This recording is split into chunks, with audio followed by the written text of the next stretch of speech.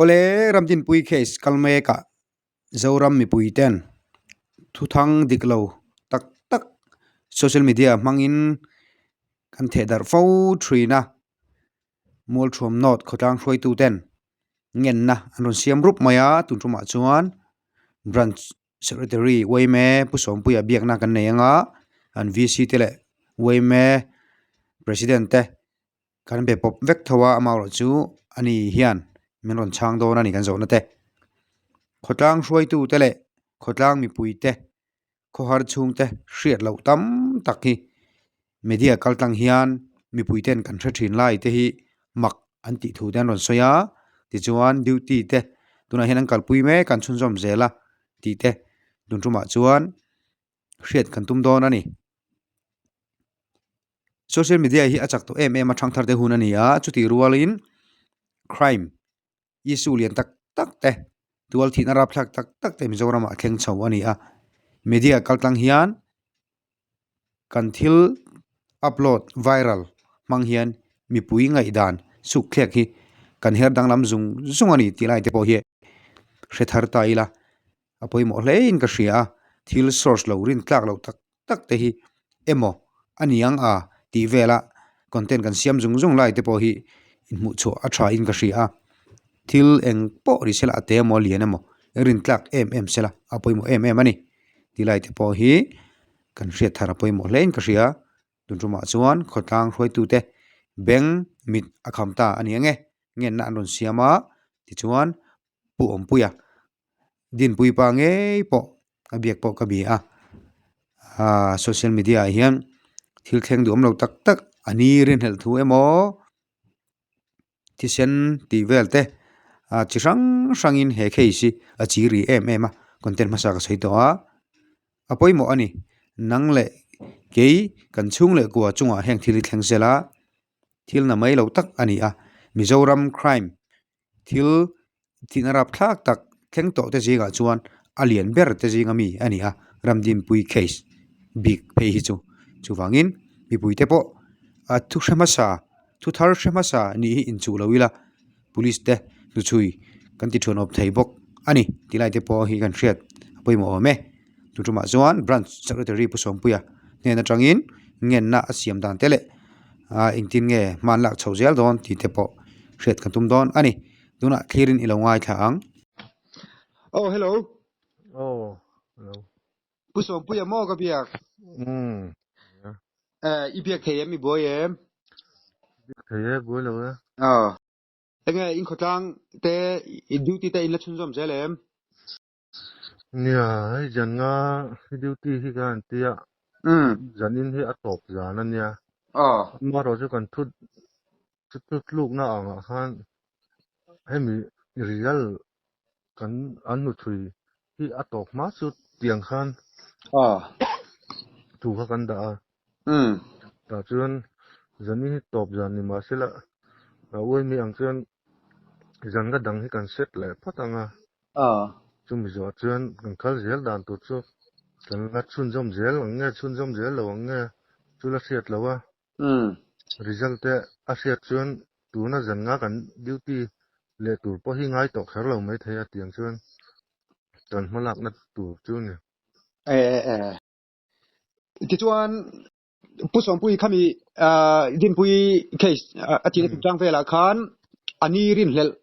ti vel kha le thisen an mu thar ti vel khan viral le na sa khop maya khlai kha ama sain mi han soi sak te tu leng wa hi tam khop me ni oi ma soi tu ni emo mi sang te pon niang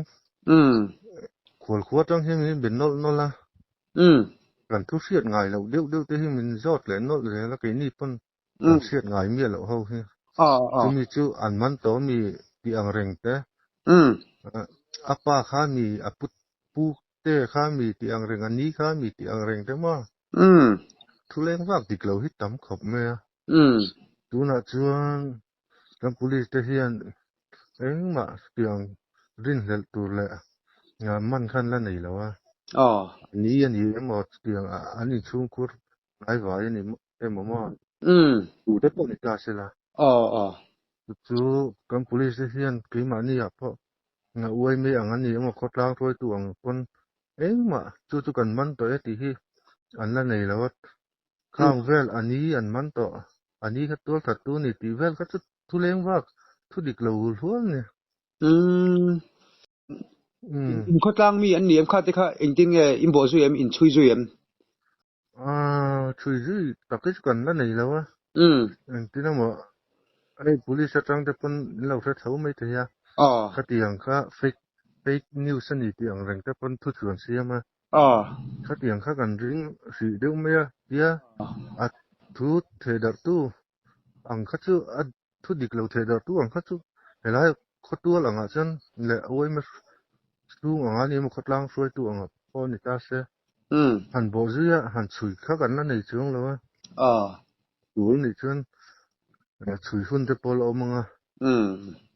tiang vel chu ni kan kal dan chu ni dual na rap thak tak tak mi zorama hian a thleng fo thina ramdin pui tuna in khonula te rol case ba ka lian hi a om don mi o te galo ti amo a viral dan hi til hi a fel hel tok thin lo ai mo galo ti mi zo hi chu nia thil sema sa cha hi kan chak thina ei wang hian min en tiang nan khu thingtlang khu anga phesion ta tol that tu chu niang a tian rin kha heta chon tol that tu ni tiang kha alo da thina wang hian invention poi har khop me thil sema sa chak ni kain chu lu tu nga hian chu dik tok lo hi kan the da asal tu ka chu poi khop me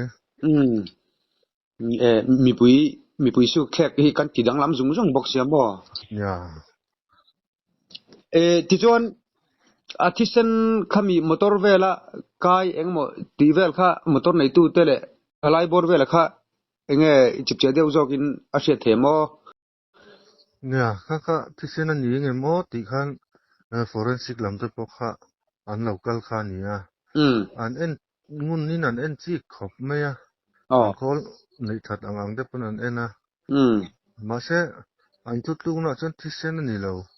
ya khan tutlu na chu ni de mai engma motor vela ka chon tisen le engma motor kha omlem lo nyang police tutlu na chon ti khan an chui chiang viawa tim kan dapat ti khan lepa te mo ti khan an enta se tisen ni lo ti khan confirm ta de woni kha ti chuan a postmortem result te kha chu ti khan zo news kana ron tar langa I ngan traffic to a mi pat me chen na rong kai kha chu ni me lo atro ni lo chun ti lo a case hi alien tham me ma din pui case chu lai chon khotang phoi tu ten na chen sui tang khan in fiat lo emo puam puya din pui pa te pon thilan fiat mia lo hi thil tha hi aron viral nol thin lai hi ege thu han soi du te nei em ya hei chu poi khop me ya a khor chung te tan te po a tuarna a bel cha in karinga atiang thut leng wak kan soi tam lu tu khian helai khotlang a ponianga a khor chung te a ponianga tinga an turna anasat bel cha tu ka chu wang chun atiang thuleng wak diklo police ten chu ni an confirm to an ti thapa police ten thu chuan siam an siam mai chu zoram ni pui de hian kan rin thu hian youtube lama ani emo social media lama ani emo hian vor dar lo sa milat a thakop pin ka sia helai khotang khoi tu ani na tangpon oim roi tu te kan ni na tang te pon ta sela chu the der lo sa mi a thakop pin ka sia ni a poi mo khop mai tuna hian mi zoram mi pui te hi tir kan soi sual lawang kan beng hi a ver zar mai ni mo chan chin thara chu diklau source thap lawa thil kan pi pal ni chon thil hi akal sual nuai be theya tro ti chuan kan police kan thunei tu lamte pon hu thui ko a hian kan ti thon op tel lo mo ti te ril lu hen zo na hello om thina mo ya dikalom biak na hu thatak te min siam saka wang kan lo me ole khati song kha ania